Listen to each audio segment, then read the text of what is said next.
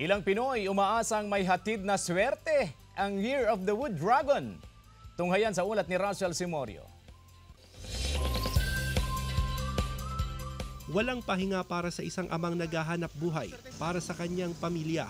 Ito ang buhay ng street vendor na si Dex mula sa Mangaldan, Pangasinan.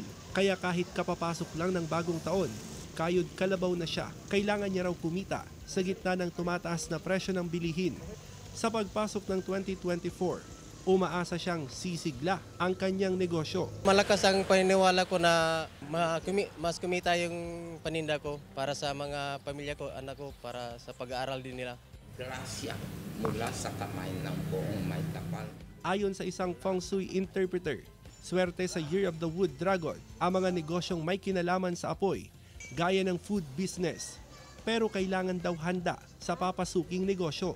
Swerte raw ngayong taon ang mga ipinanganak sa taong 1928, 1940, 1952, 1964, 1976, 1988, 2000, 2012 at 2024. Swerte rin ba sa love life? Ang zodiac sign ng basta hindi kontra sa kanilang zodiac sign. Iwasan nila ang kanyang kontra ng zodiac sign. Yun lang hindi maganda. The rest is okay. Pero ayon kay Kim Tae, maituturing na double dragon ang taong 2024. Hindi raw maganda ang taon na ito para sa politika. Itong 24 ay nagiging double dragon ngayon. Kasi ang Chinese New Year, January sa Pitsagis ay Dragon Day at saka Dragon na taon. Mayroon disaster at hindi pag-uunawa ng ating politika.